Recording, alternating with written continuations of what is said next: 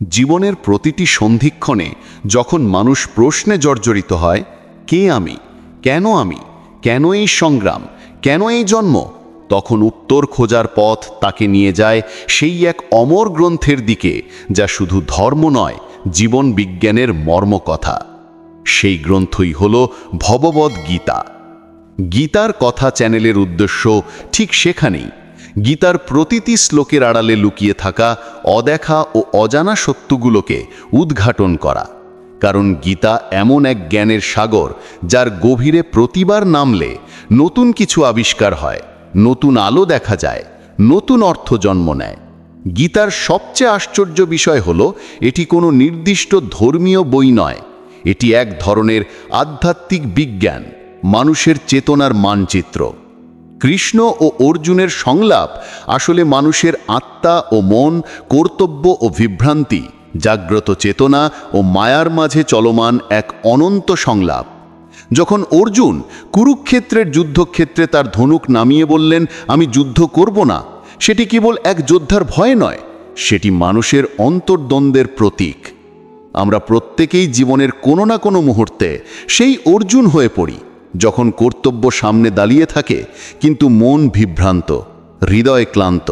আর তখনই দরকার কৃষ্ণের কণ্ঠস্বর, যা গীতার মধ্য দিয়ে আজও আমাদের কানে বাজে। উঠে দাঁড়াও, কর্তব্য করো, কারণ কর্তব্যই ধর্ম। গীতার উদ্ভব আসলে মানব চেতনার জাগরণের এক মহাক্ষণ। এটি রচিত হয়েছিল মহাভারতের যুদ্ধক্ষেত্রে, কিন্তু প্রকৃত যুদ্ধটি বাইরের নয়, ভেতরের। কুরুক্ষেত্র মানে শুধু এক প্রান্তরের নাম নয়, এটি মানুষের অন্তরে চলমান ধারাবাহিক সংঘর্ষের প্রতীক। একদিকে কাম, ক্রোধ, লোভ, অহংকার, আর অন্যদিকে জ্ঞান, সংযম, ভক্তি ও আত্মশুদ্ধি।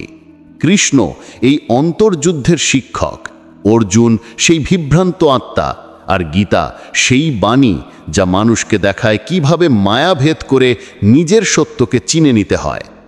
বেশিরভাগ মানুষ গীতাকে ধর্মীয় উপদেশ বলে মনে করেন। কেউ বলেন এটি ভক্তির বই, কেউ বলেন নীতিশিক্ষার গ্রন্থ। কিন্তু গীতা আসলে এক বিজ্ঞান, আত্মা ও মনের বিজ্ঞান। কৃষ্ণ যখন বলেন কর্ম করো কিন্তু ফলের প্রতি আসক্ত হয়েও না, তখন তিনি শুধু নৈতিক শিক্ষা দিচ্ছেন না, তিনি প্রকাশ করছেন কর্মচেতনার মহাসূত্র। এই নীতিটি বোঝায়, যখন আমরা ফলের চিন্তা থেকে মুক্ত হই, তখন আমাদের কাজই ধ্যান হয়ে ওঠে। সেই ধ্যানের মধ্যে থাকে এক প্রকার ঈশ্বর চেতনা, যা আমাদের আত্মার সঙ্গে সংযোগ ঘটায়। গীতা আসলে এক ধ্যান গ্রন্থ, যেখানে প্রতিটি শ্লোকই এক এক প্রকার ধ্বনিকম্পন। আরেকটি গোপন সত্য হল, গীতার প্রতিটি অধ্যায় মানুষের এক একটি চেতনার স্তরকে প্রকাশ করে। প্রথম অধ্যায় অর্জুন বিষাদ যোগ, সেটি হতাশা, প্রশ্ন ও বিভ্রান্তির প্রতীক। দ্বিতীয় অধ্যায় সাংখ্যযোগ, জ্ঞান জন্মের সূচনা।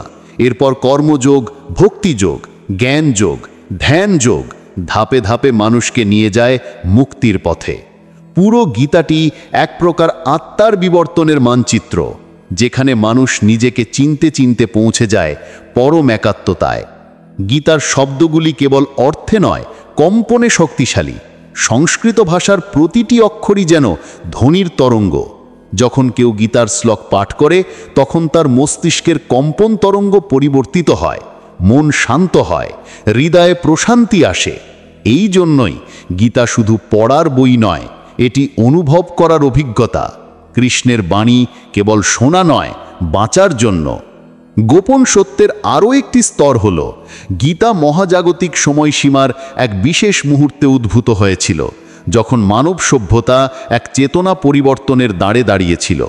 তখন কৃষ্ণ কেবল এক মানুষ নন, তিনি এক চেতনার প্রতীক। তিনি সেই চেতনা যা প্রতিবার যুগে যুগে মানুষকে জাগিয়ে তোলে যখন সমাজ অন্ধকারে হারিয়ে যায়। কৃষ্ণ নিজেই বলেছেন, যদা যদা হি ধর্মস্য গ্লানির্ভবতি ভারত অভ্যুত্থানমধর্মস্য তদাত্মানং সৃজাম্যহম। অর্থাৎ, যখনই ধর্ম নষ্ট হয়, অধর্ম বাড়ে, তখন আমি অবতার রূপে জন্ম নিই। এই জন্ম কেবল কোনো দেহে নয়, প্রতিটি মানুষের অন্তরে।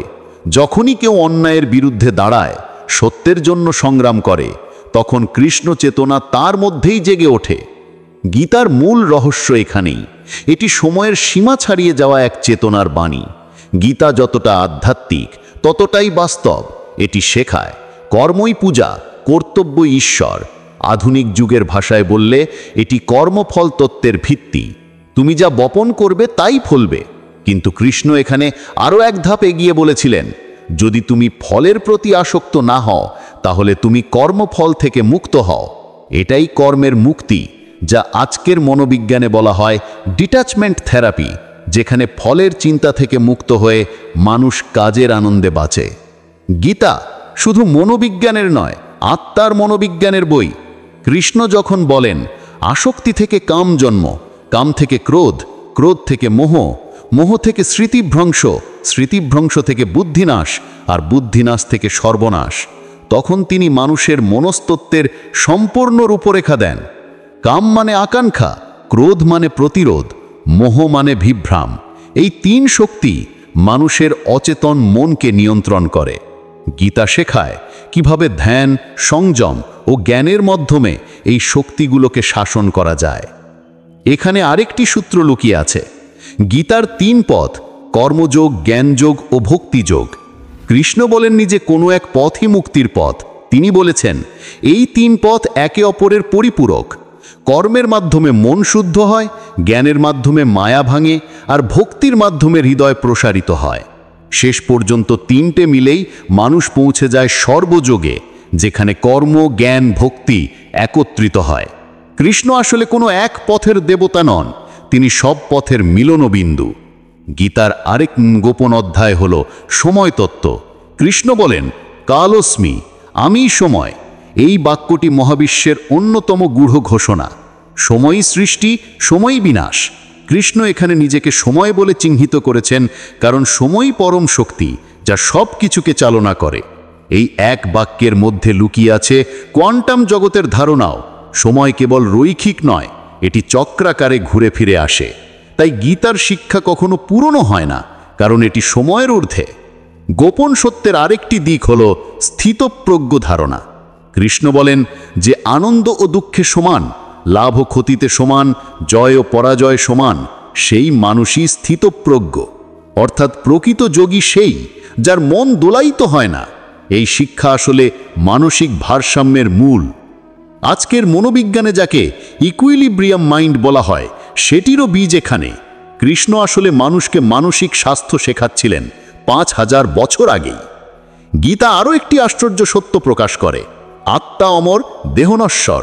কৃষ্ণ বলেন আত্মা কখনো জন্মায় না, কখনো মরে না, এটি চিরন্তন, অক্ষয় ও অপরিবর্তনীয়। এই সত্যটি মহাবিশ্বের এক গূঢ় ঘোষণা। মহাবিশ্ব কেবল সময় দিয়েই চলছে। গীতার ভাষা যত সহজ, অর্থ তত গভীর। প্রতিটি শ্লোক এমনভাবে রচিত যেন তার ধ্বনি ও অর্থ উভয় পাঠকের চেতনায় কম্পন সৃষ্টি করে।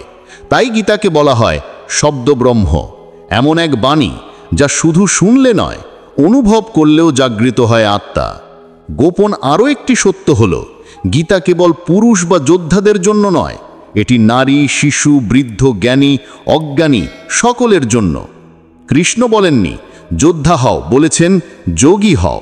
যোগ মানে একতা, নিজের সঙ্গে, সৃষ্টির সঙ্গে, ঈশ্বরের সঙ্গে। গীতা শেখায় যিনি নিজেকে জেনে নিয়েছেন তিনি সব কিছু জেনে নিয়েছেন। এইভাবে গীতার প্রতিটি অধ্যায়ে লুকিয়ে আছে এক এক গোপন তথ্য, এক এক চেতনার স্তর। এটি একদিকে আত্মার বিজ্ঞান, অন্যদিকে জীবনের পথপ্রদর্শক। আজকের পৃথিবীতে যেখানে মানুষ দুঃখ, উদ্বেগ ও বিভ্রান্তিতে জর্জরিত, সেখানে গীতার বাণী একমাত্র আলো। কারণ কৃষ্ণ বলেছেন যেমন ভাব তেমনই হয়ে উঠবে। এটাই মনোবিজ্ঞানেরও মূল কথা। তোমার চিন্তাই তোমার বাস্তবতা তৈরি করে। গীতার প্রতিটি শ্লোকে লুকিয়ে আছে এমন সব গূঢ় অর্থ যা প্রথম পাঠে ধরা পড়ে না। কৃষ্ণের বাণীকে যদি শব্দ ধরে নয়, ভাব ধরে পড়া যায়, তবে দেখা যায় এই গ্রন্থটি আসলে মহাবিশ্বের কোড বুক। গীতা এমনভাবে রচিত যেন প্রতিটি অধ্যায় মানুষের চেতনার এক একটি স্তরকে জাগিয়ে তোলে। প্রথম অংশে আমরা দেখেছি কিভাবে গীতা মানুষকে হতাশা থেকে আত্মচেতনার দিকে নিয়ে যায়। এবার দেখা যাক গীতার সেই পরবর্তী স্তরগুলো, যেখানে সময়, আত্মা ও মায়ার মতো জটিল ধারণাগুলিকে কৃষ্ণ কত সহজ অথচ গভীরভাবে ব্যাখ্যা করেছেন। কৃষ্ণ যখন বলেন কালহস্মি অর্থাৎ আমি সময়, তখন তিনি মহাবিশ্বের সবচেয়ে গভীর এক সত্য ঘোষণা করেন। এই বাক্যের মধ্যে এমন এক আধ্যাত্মিক ও বৈজ্ঞানিক রহস্য লুকিয়ে আছে যা আজও আধুনিক বিজ্ঞান ব্যাখ্যা করতে পারেনি। সময় মানে শুধু ঘড়ির কাঁটা নয়, সময়ই সেই শক্তি যা জন্ম দেয়, পোষণ করে, ধ্বংস করে, আবার নতুন করে সৃষ্টি করে। কৃষ্ণ সময়ের সঙ্গে নিজেকে একাত্ম করেছেন, কারণ সময়ই সেই অবিচল শক্তি যা কোনো কিছুর জন্য থামে না। এই উপলব্ধি মানুষকে শেখায় যা কিছু ঘটছে তা অনন্ত প্রবাহের অংশ। কেউ সময়কে জয় করতে পারে না, কিন্তু যে সময়কে উপলব্ধি করে সে সময়ের ঊর্ধ্বে উঠে যায়। এই সত্যটি বোঝার মধ্যেই লুকিয়ে আছে মুক্তির পথ, কারণ মানুষ যখন বুঝতে শেখে যে সময় আসলে এক অদৃশ্য শক্তি, তখন সে তার ভয়, উদ্বেগ ও অনুশোচনা থেকে মুক্ত হয়। গীতা শেখায় অতীতে যা ঘটেছে তা মায়া, ভবিষ্যৎ যা ঘটবে তাও মায়া, সত্য কেবল বর্তমান। তাই কৃষ্ণ বারবার বলেন, বর্তমানে থেকো, বর্তমানে করো। আধুনিক মনোবিজ্ঞান আজ যাকে মাইন্ডফুলনেস বলে শেখায়, সেটিই কৃষ্ণ 5000 বছর আগে বলে গিয়েছিলেন। যে মানুষ বর্তমানের মধ্যে স্থিত, সেই মানুষই স্থিরপ্রজ্ঞ। গীতার আরেকটি গোপন তত্ত্ব হল আত্মার প্রকৃতি। কৃষ্ণ আত্মাকে বর্ণনা করেছেন এমনভাবে যা শব্দে প্রকাশ করা প্রায় অসম্ভব। তিনি বলেন, আত্মা অজ, অমৃত, অক্ষয় এবং চিরন্তন। এটি আগুনে পোড়ে না, জলে ভেজে না, বাতাসে শুকায় না, অস্ত্রে কাটা যায় না। এই এক শ্লোকে কৃষ্ণ প্রকাশ করেছেন মহাবিশ্বের গোপন সূত্র। আত্মা হল বিশুদ্ধ শক্তি যা কখনো নষ্ট হয় না, কেবল রূপ বদলায়। আধুনিক পদার্থবিজ্ঞানের এনার্জি ক্যানট বি ডিস্ট্রয়েড নীতির সঙ্গে এই বক্তব্যের আশ্চর্য মিল আছে। এই আত্মা আসলে কারো ব্যক্তিগত নয়, এটি মহাত্মা, সেই এক চেতনা যা সব জীবের মধ্যে সমানভাবে বিরাজমান। আমরা আলাদা মানুষ, আলাদা শরীর বলে মনে করি, কিন্তু কৃষ্ণ বলেন যে সত্যিকার জ্ঞানী সে সব প্রাণীর মধ্যে আমাকে দেখতে পায়। এই উপলব্ধি আধ্যাত্মিকতার মূল, একত্ববোধ। আজকের বিশ্ব যখন বিভাজন, ঘৃণা ও প্রতিযোগিতায় ভুগছে, তখন এই গোপন সত্য বোঝা অত্যন্ত প্রয়োজনীয়। আমরা সবাই এক, সব প্রাণী এক পরম চেতনার প্রকাশ। কিন্তু মানুষ কেন তা ভুলে যায়? কেন সে নিজেকে আলাদা ভাবে? এখানেই আসে আরেক গোপন ধারণা, মায়া। কৃষ্ণ বলেন, মমা মায়া দূরত্বয়া, অর্থাৎ আমার মায়া অতিক্রম করা দুরূহ। মায়া মানে ভ্রমভ্রূব, যা বাস্তব নয় কিন্তু বাস্তব মনে হয়। যেমন আয়নায় প্রতিফলন সত্য নয়, কিন্তু চোখে বাস্তব মনে হয়। এই মায়া মানুষকে বিশ্বাস করায় যে দেহটাই আমি, আমার সম্পত্তি বাস্তব, আমার সুখী সত্য। কিন্তু গীতা শেখায় মায়া হলো সেই শক্তি যা আত্মাকে দেহের সঙ্গে বেঁধে রাখে। এই মায়া থেকে মুক্তির পথ একটাই, জ্ঞান। কৃষ্ণ বলেন, যে মানুষ জ্ঞানের আলোয় আলোকিত হয় তার জন্য এই মায়া আর কার্যকর থাকে না। জ্ঞান মানে শুধু বই পড়া নয়, আত্মজ্ঞান, নিজের প্রকৃতি চিনে নেওয়া। যেমন তুমি যখন বুঝতে পারো যে তুমি দেহ নও, তুমি সেই চেতনা যা দেহের মধ্যে বাস করে, তখন তোমার ভয় কমে যায়। মৃত্যু ভয়, দারিদ্র্য ভয়, হারানোর ভয় সব মুছে যায়। এই অবস্থাকেই গীতা বলে মুক্তি। কিন্তু কৃষ্ণ বলেননি যে মুক্তি পেতে সংসার ছেড়ে যেতে হবে, বরং তিনি বলেছেন সংসারের মাঝেই মুক্ত থেকো। এটি গীতার অন্যতম গভীর ও বিপ্লবী ধারণা। কারণ আগে পর্যন্ত মানুষ ভাবত মুক্তি মানে সন্ন্যাস, অর্থাৎ পৃথিবী ত্যাগ করা।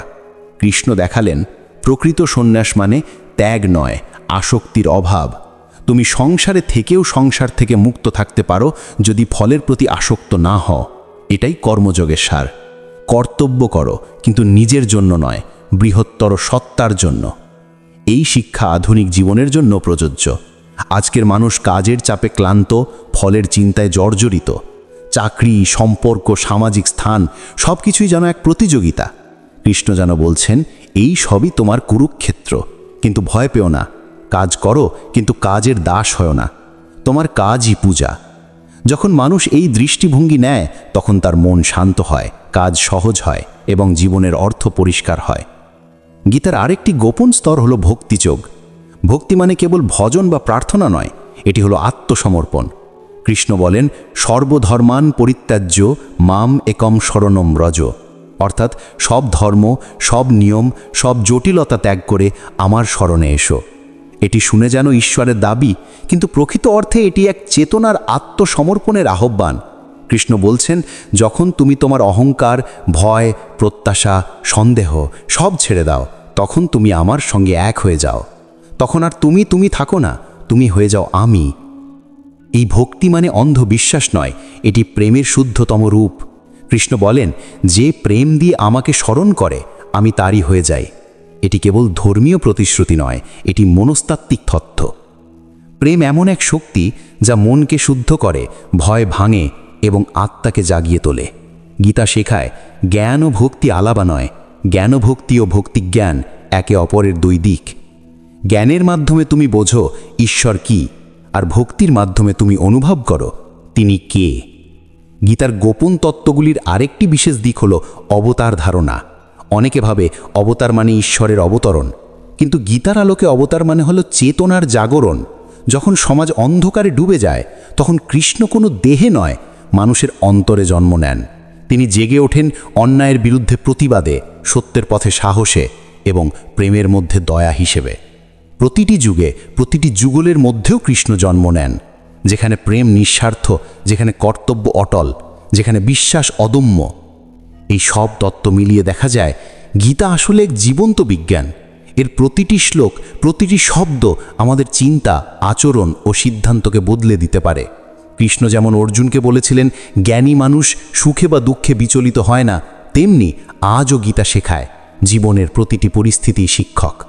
তুমি যত চ্যালেঞ্জের মুখোমুখি হবে, তত তোমার আত্মা জাগ্রত হবে।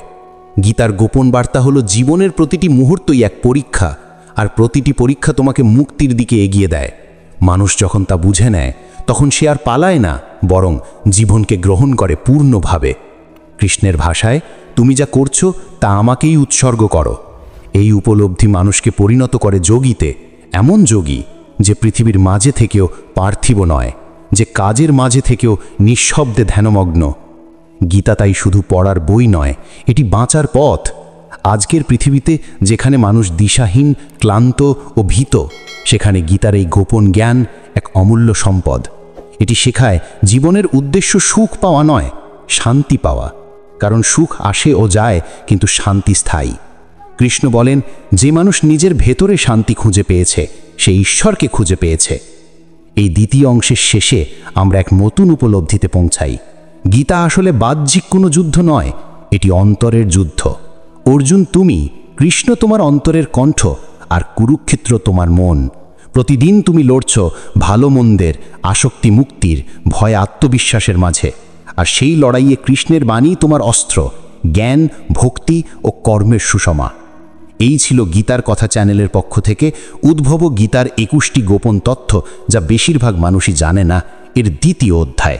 এখনও বাকি আছে শেষ ও গভীরতম স্তর, যেখানে আমরা প্রবেশ করব আত্মার পরম অবস্থায়, কৃষ্ণের চূড়ান্ত শিক্ষা, তুমি যা ইচ্ছ তাই করো, এর রহস্যে, এবং দেখব কিভাবে গীতা আধুনিক বিজ্ঞান, মনোবিজ্ঞান ও জীবনের প্রতিটি কোণে আলো ছড়ায়। গীতার শেষ পর্যায়টি যেন এক উন্মোচনের মুহূর্ত।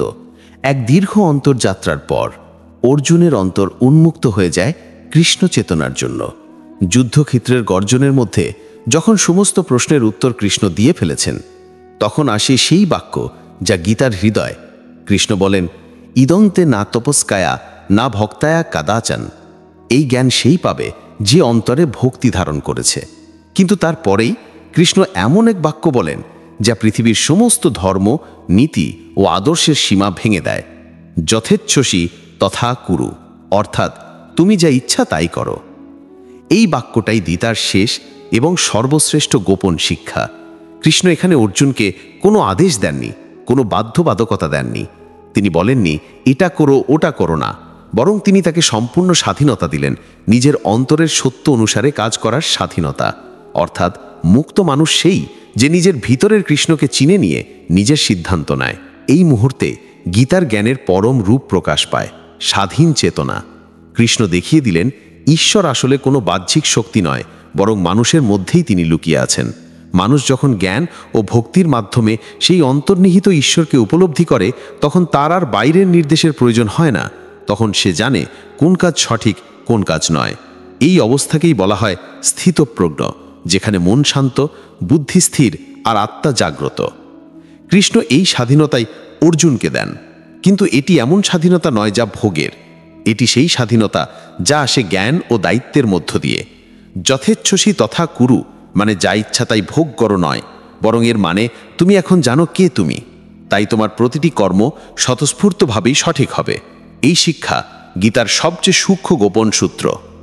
এখানে আমরা দেখতে পাই কৃষ্ণ কেবল ধর্ম প্রচারক নন, তিনি একজন গভীর মনোবিজ্ঞানী ও শিক্ষক। তিনি জানেন মানুষ কখনো বাধ্যবাধকতায় পরিবর্তিত হয় না, পরিবর্তন আসে কেবল অন্তর্দৃষ্টি থেকে।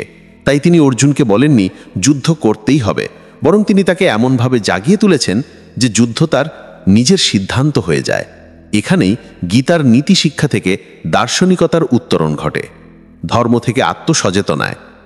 এই অবস্থানটি আধুনিক মনোবিজ্ঞানের সেলফ অ্যাকচুয়ালাইজেশন বা সেলফ রিয়েলাইজেশনের সমতুল্য, যেখানে মানুষ তার সমস্ত ভয়, দ্বন্দ্ব, সন্দেহ পেরিয়ে নিজের প্রকৃত সত্তাকে চিনে নেয়।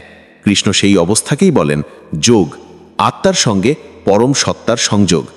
গীতার শেষ পর্যায়ে তাই কৃষ্ণ বলেন, যে আমার শরণে আসে আমি তাকে দুঃখের সাগর থেকে পার করি। এখানে শরণ মানে আত্মসমর্পণ নয়, বরং অন্তরিঙ্গতা। মানুষ যখন নিজের মধ্যে ঈশ্বরের উপস্থিতি অনুভব করে তখনই সে শরণ নেয়। এটি এক গভীর আস্থা, এক নিঃশর্ত বিশ্বাস যে যা ঘটছে সবই পরম পরিকল্পনার অংশ। এই উপলব্ধি মানুষকে ভয় ও উদ্বেগ থেকে মুক্ত করে। এখন প্রশ্ন আসে, এই মুক্তি বা আত্মজ্ঞান আসলে কীরকম অনুভূতি? গীতা তার উত্তর দেয় নিঃশব্দে। কৃষ্ণ বলেন, যে মানুষ নিজের ভিতরে সুখ খুঁজে পায়, নিজের মধ্যে আলো খুঁজে পায়, নিজের মধ্যেই শান্তি খুঁজে পায়, সেই সত্যিকারের যোগী। এই কথার মধ্যেই গীতার সারমর্ম লুকিয়ে আছে। সুখ বাইরে নয়, সুখ ভিতরে। মানুষ যত বাইরে খোঁজে তত হারায়, কিন্তু যখন সে নিজের আত্মার সঙ্গে সংযোগ স্থাপন করে তখন তার ভিতরেই ফুটে ওঠে আনন্দের দ্বীপ। গীতার এই শিক্ষা আজও প্রাসঙ্গিক। আজকের মানুষ প্রযুক্তির যুগে পৌঁছে গিয়েছে, কিন্তু শান্তি হারিয়েছে। ঘড়ির কাঁটা, মোবাইল স্ক্রিন, কর্মক্ষেত্রের চাপ, সব মিলিয়ে মানুষ আজ এমন এক যন্ত্রে পরিণত যা চলছে কিন্তু বেঁচে নেই। কৃষ্ণ যেন এই সময়ের মানুষকেও বলছেন, তুমি সময়ের দাস হও না, সময়ের সাক্ষী হও। অর্থাৎ ঘটনাকে দেখো কিন্তু তার মধ্যে ডুবে যেও না। যেমন নদীর তীরে দাঁড়িয়ে নদীর স্রোত দেখা যায়, কিন্তু নিজে সেই স্রোতে ভেসে যেও না। এটাই সাক্ষী ভাব, গীতার অন্যতম গভীর শিক্ষা। সাক্ষী মানে নির্লিপ্ত নয়, সচেতন। কৃষ্ণ চান মানুষ যেন জাগ্রত হয়, যেন তার প্রতিটি কাজ হয় পূর্ণ সচেতনতায়। এই অবস্থায় কর্ম আর বন্ধন হয় না, বরং পূজা হয়ে ওঠে। তুমি যে কাজই করো, তা অফিসের কাজ হোক, সংসারের কাজ হোক বা নিজের উন্নতির চেষ্টা, যদি সেটি করো নিঃস্বার্থভাবে, পূর্ণ মনোযোগে, তবে সেটিই যোগ। এই অবস্থায় মানুষ ঈশ্বরের কাছাকাছি চলে আসে। গীতা তাই শেখায়, আধ্যাত্মিকতা মানে সংসার ছেড়ে পাহাড়ে চলে যাওয়া নয়, বরং সংসারের মধ্যেই শান্ত থাকা, ব্যস্ততার মধ্যেও ধ্যানমগ্ন থাকা, প্রতিটি মুহূর্তে সচেতন থাকা, এটাই প্রকৃত যোগ। কৃষ্ণ বলেন, যে মানুষ নিজের কর্তব্য করে কিন্তু ফলের জন্য আকুল নয়, সেই প্রকৃত যোগী।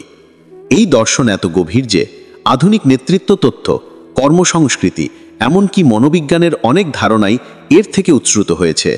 ডিট্যাচড ইনভলভমেন্ট অর্থাৎ সম্পূর্ণভাবে কাজ করা কিন্তু ফল থেকে আলাদা থাকা, এই ধারণা আজকের সেরা ম্যানেজমেন্ট নীতির মূল। গীতা আসলে মানুষের কাজ, চিন্তা ও আচরণকে এমনভাবে সাজায় যাতে সে নিজের সর্বোচ্চ সম্ভাবনায় পৌঁছাতে পারে। এখানেই গীতার আরেক গোপন সত্য প্রকাশ পায়। এটি ধর্ম নয়, চেতনার বিজ্ঞান। কৃষ্ণ বারবার বলেছেন, যে যেভাবে আমাকে ভাববে আমি তেমনই হয়ে তার কাছে প্রকাশ পাব। অর্থাৎ বাস্তবতা মানুষের ভাবনা অনুসারে রূপ নেয়। এই এক বাক্যের মধ্যেই আছে ল অফ অ্যাট্রাকশনের সূত্র। তুমি যেমন চিন্তা করো তেমনই তোমার জীবন গড়ে উঠবে। যদি তুমি ভয়, সন্দেহ ও নেতিবাচক চিন্তায় ভরপুর থাকো, তাহলে তোমার জীবনও তেমনই হয়ে উঠবে। কিন্তু যদি ভরসা, প্রেম ও পজিটিভ শক্তিতে ভরপুর থাকো, তাহলে বাস্তবও তেমনই আলোকিত হবে। কৃষ্ণের এই শিক্ষা কেবল তত্ত্ব নয়, এটি এক প্রকার জীবন ব্যবস্থা। গীতার ভিতর দিয়ে আমরা দেখি, মানুষ যতটা ঈশ্বরের সন্ধান করে, ঈশ্বরও ততটা মানুষের মধ্যে নিজেকে প্রকাশ করেন। এজন্য দুই দিক থেকে চলা এক সংলাপ। মানুষের দিকে ঈশ্বর আসেন আর ঈশ্বরের দিকে মানুষ এগোয়। এই মিলনের মুহূর্তেই ঘটে যোগ, ঘটে মুক্তি। আর এই মুক্তি মানে মৃত্যু পরবর্তী স্বর্গ নয়। কৃষ্ণ কখনো বলেননি যে মুক্তি পেতে হলে শরীর ত্যাগ করতে হবে। তিনি বলেছেন, যখন মানুষ এই জীবনেই নিজের মধ্যে ঈশ্বরকে অনুভব করে তখনই সে মুক্ত। তাই মুক্তি মানে স্থানান্তর নয়, চেতনার পরিবর্তন। এটি এক অন্তরের অবস্থা যেখানে আর কোনো ভয় নেই, কোনো লোভ নেই, কোনো আকাঙ্ক্ষা নেই, শুধু শান্তি। গীতার আরেক গভীর স্তরে কৃষ্ণ বলেন, জ্ঞান, কর্ম ও ভক্তি এক নয়, কিন্তু তিনটিই একই গন্তব্যে নিয়ে যায়। এই উপলব্ধি থেকেই আসে গীতার সমন্বয়বাদী দর্শন। কৃষ্ণ কখনো বলেননি শুধু জ্ঞান নাও বা শুধু ভক্তি করো। তিনি বলেন, যে পথেই চলো আমার কাছেই পৌঁছবে। এ যেন জীবনের সবচেয়ে বড় সহনশীলতার শিক্ষা। প্রতিটি পথ, প্রতিটি বিশ্বাস, প্রতিটি কর্মই সবই এক পরম সত্যের দিকে এগিয়ে চলে। এই ধারণা আজকের বিশ্বের জন্য অত্যন্ত গুরুত্বপূর্ণ। ধর্ম, জাতি, ভাষা এইসব বিভাজনের যুগে গীতা মনে করিয়ে দেয়, সব পথের শেষ একটাই। যে মানুষ প্রতিটি প্রাণে আমাকে দেখতে পায়, সে কখনো কারোর প্রতি ঘৃণা করতে পারে না। এই এক শ্লোকই বিশ্ব শান্তির মন্ত্র। গীতার শেষ গোপন সত্যটি হল প্রেমের বিজ্ঞান। কৃষ্ণ বলেন, ভক্তায়া তু অনন্যাশাক্য, অর্থাৎ শুধু প্রেম দিয়েই আমাকে পাওয়া যায়। এই প্রেম কোনো রোম্যান্টিক অনুভূতি নয়, এটি নিঃস্বার্থ ভালোবাসা যা সব পার্থক্য ভেঙে দেয়। প্রেম মানে গ্রহণ, সহানুভূতি আর পূর্ণ সমর্পণ। যে মানুষ প্রেমে বাঁচে সে ঈশ্বরের মধ্যে বাস করে, কারণ ঈশ্বর নিজেই প্রেম। এই প্রেম, এই চেতনা, এই জ্ঞান সব মিলে গীতা এক অদ্ভুত ভারসাম্য সৃষ্টি করে। এটি মানুষকে শেখায় কিভাবে জীবন যাপন করতে হয়, কিভাবে সম্পর্ক করতে হয়, কিভাবে কষ্ট সামলাতে হয়, আর কিভাবে নিজের অন্তরকে আলোকিত করতে হয়। গীতা বলে, অন্ধকারে থেকেও আলোর পথে হাঁটো। এই সব গোপন সত্যগুলি গীতার আসল উদ্ভব। এটি শুধু এক যুদ্ধক্ষেত্রে উচ্চারিত বাণী নয়, এটি মানবজাতির বিবর্তনের মাইল ফলক। যখন মানুষ ভেঙে পড়ে তখন গীতা তাকে দাঁড় করায়, যখন মন বিভ্রান্ত হয় তখন কৃষ্ণের বাণী তাকে স্পষ্টতা দেয়, আর যখন জীবন অর্থহীন মনে হয় তখন গীতা তাকে শেখায়, তুমি শুধু এই জীবন নয়, তুমি চিরন্তন আত্মা। এই উপলব্ধি গীতার সার। জীবনের প্রতিটি মুহূর্তই ঈশ্বরীয়, প্রতিটি নিঃশ্বাস, প্রতিটি কাজ, প্রতিটি সম্পর্ক সবই পরমের প্রকাশ। যদি এই চেতনায় বাঁচা যায় তবে জীবনের প্রতিটি কাজই ধ্যান হয়ে ওঠে, প্রতিটি মুহূর্তই পূজা হয়ে ওঠে। আর এই উপলব্ধির মধ্য দিয়েই শেষ হয় গীতার অন্তর্যাত্রা। কৃষ্ণের বাণী এখন আর কানে বাজে না, অন্তরে ধ্বনিত হয়। অর্জুন এখন আর শিষ্য নয়, সে জাগ্রত আত্মা। সে আর ভয় পায় না, কারণ সে জানে সে দেহ নয়, সে আত্মা। তার কর্তব্যই তার পূজা, তার কর্মই তার মুক্তি। গীতার শেষ শ্লোক যেন এই উপলব্ধিকেই ঘোষণা করে, যত্র যোগেশ্বর কৃষ্ণা, যত্র পার্থ ধনুর্ধরা, তত্র শ্রীর বিজয় ভূতি ধ্রুব নীতির মতির মম। অর্থাৎ যেখানে কৃষ্ণ আছেন সেখানে জ্ঞান আছে, যেখানে অর্জুন আছে সেখানে কর্ম আছে, আর যেখানে জ্ঞান ও কর্ম মিলেছে সেখানে আছে জয়, শান্তি ও সমৃদ্ধি। এই ছিল গীতার কথা চ্যানেলের পক্ষ থেকে আমাদের বিশাল যাত্রার শেষ অধ্যায়। উদ্ভব গীতার 21টি গোপন তথ্য যা বেশিরভাগ মানুষই জানে না। গীতার প্রতিটি বাণী সময়ের ওপারে দাঁড়িয়ে আমাদের আজও বলছে, তুমি ভয় পেও না, আমি তোমার সঙ্গে আছি। গীতা কোনো প্রাচীন বই নয়, এটি জীবনের মানচিত্র। তুমি যত গভীরভাবে একে পড়বে তত নিজের মধ্যেই কৃষ্ণকে খুঁজে পাবে। কারণ গীতার শেষ বার্তা একটাই, তুমি নিজেই আলো, তুমি নিজেই পথ, আর আমি সেই আলো, সেই পথের অন্তরতম নিস্তব্ধতা।